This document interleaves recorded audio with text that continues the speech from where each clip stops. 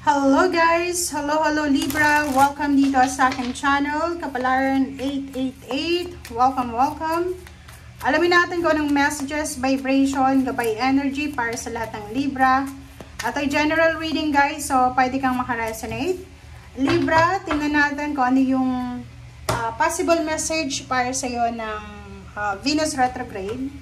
And ito ay emotion, action, or guidance lang para sa iyo. Okay. Keep moving forward. You got this. Wow. Libra. Doon sa mga Libra na may hinihintay, doon sa mga Libra na medyo natatagalan kayo sa development or sa pagbabago ng sitwasyon nyo, dito sinasabi ng baraha, huwag kang mag-alala, keep moving forward. Lahat ng ito ay magiging maayos. Okay? Next card is Spells and Rituals. Libra, kung halimbawa marami kang mga pinagdadaanan na delays ngayon, much better na pray over natin. Mag-spell tayo, rituals. Pero yung pinaka talagang effective na ritual is prayers. Okay? Holy water, magsimba every Sunday. And eto, pinaka-importante, take care of your body, take care of your health, take care of your mental health, emotional, physical health. Okay?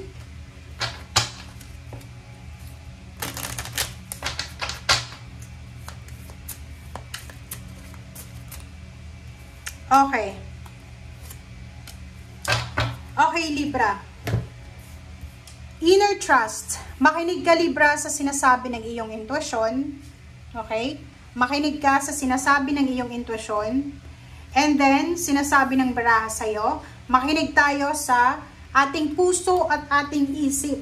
Okay? Huwag masyadong nakafocus tayo sa puso lang, sa emosyon, or sa isip lang. Make sure na pantay ito. Okay? Ito dapat magkasabay. Magkasabay natin na isipin, ramdamin kung ano yung pwede na gagawin natin.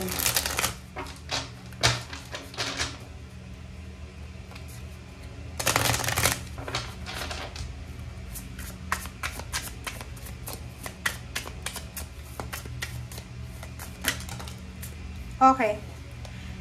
Next card natin is Five of Swords. Okay. Nakakaloka to, Libra. Five of Swords and Seven of Swords. Mag-iingat ka, Libra. Kasi, isang individual, ang posible, pwedeng Gemini, or same sign mo na Libra, ang posibleng meron siyang the devil na aura. Diba? Parang ganon. Kasi itong Five of Swords na to, sinasabi na posibleng isang individual, lalo na air signs, same sign sa'yo, pwedeng Libra, Aquarius, or Gemini, ang posibleng lalapit sa'yo para makipag-communicate or mag-offer ng kung ano man love life or financial. Ang kailangan mong pag-isipang mabuti. Kailangan mong i-give up etong offer na to niya. Kasi, posible, like for example, work, international job, may kakilala ka na parang gino-offeran ka na trabaho sa ibang bansa. Ingat-ingat ka dito kasi posibleng ito ay scam. Okay? So, yun yung pinaka tawag dito, malapit dyan na message. Justice, world card. Libra, nakikita ko sa'yo dito na kung ano man tong pinaglalaban mo na hustisya, kung ano man tong pinaglalaban mo na balance sa buhay mo, posibleng makuha mo to. Matatapos na siya. Okay? Matatapos na, Libra, etong pinaglalaban mo na to. Okay? So, wag na wag kang susuko. Wag na wag kang susuko. Eight of Swords, sinasabi ng baraha sa'yo na etong pinagdadaanan mo ngayon na stagnation, restrictions, ay dadaan na lang to. Parang hindi naman siya mag-i-stay talaga sa'yo. So parang sinasabi ng barahan na konting tiis, konting tiyaga pa, paalis na to sa buhay mo. Okay? Six of Cups, nakikita ko sa'yo dito, maraming tao na galing sa past mo, like dati mong boss, dati mong employer, dati mong kakilala, ang posibleng babalik sa buhay mo, di ba? Parang magtatanong-tanong sila kung anong nang nangyari, ganyan, ganito. Mag-iingat ka sa mga taong ito, kahit sabihin mong kamag-anak yan, kaibigan, kasi hindi lahat ng yan ay mapagkakatiwalaan. Okay? So, dito naman sa Four of Cups, sinasabi ng bara sa'yo na kung ano mang hinihintay mo na to, darating to. So, ihanda mo ang sarili mo dahil paparating na to. Lalo sa pera ha, if you need money, okay, if you need money, yung perang ito na hinihintay mo ay kusa na lang tong papasok sa buhay mo. So, hindi ka dapat nagpapanik. Okay? But, ang sinasabi ko sa'yo, if investment tong sinasabi ng baraha, mag-iingat ka kasi wag na wag kang papasok sa isang investment na alam mo na may possibilities na scam. Yung mga parang sinasabi na magbibigay ka lang ng 10,000, kikita ka ng million, huwag kang maniniwala sa ganon. Next card is Hierophant. Hierophant, nakikita ko yung assistance, nakikita ko yung parang tulong na paparating sa'yo, Libra. So, stay tuned. Basta ihanda mo lang yung sarili mo kasi maraming tulong, maraming assistance, maraming mentor, maraming mga tao ang gustong tulungan ka sa kung ano man tong pinagdadaanan mo. Page of Swords, sinasabi ng baraha na wag kang susuko, Libra, kasi malapit ka na eh. Malapit na yung hinihintay mo, malapit na to eh. Parang konting tulog na lang, konting linggo na lang, ilang linggo na lang na andito na.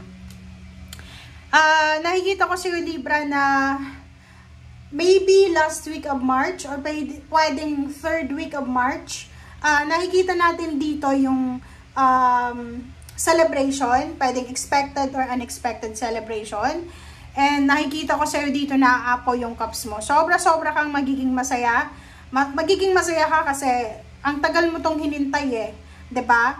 And nakikita ko sa'yo dito, Libra, na this month of April, make sure na i-prioritize mo yung sarili mo, yung health mo, yung well-being mo, and maraming magsisimula sa buhay mo. So, bibigyan ka ng pagkakataon ng ating Panginoon, ng ating universe, ng chance na makapagsimula ng bagong buhay. So, kung ano man ang nawala sa'yo, kung ano man ang nasira sa'yo, kung ano mang na-distract sa buhay mo, huwag kang mag-alala kasi ibabalik yan ng Panginoon ng tenfold. So, parang halimbawa, naloko ka na nawalan ka ng trabaho, nawalan ka ng negosyo, relationship, ang ibabalik sa'yo is empowerment. Ang ibabalik sa'yo is freedom. Ang ibabalik sa'yo is stable relationship. Ang ibabalik sa'yo is good mentor. Ibabalik sa'yo is lump sum of money. Parang ganon. So, nakikita ko sa'yo dito lahat ng tower moment na pinagdaanan mo sa nakalipas na taon. Ang outcome nito is empowerment. Ang outcome nito is emperor. Magiging sobrang strong ka.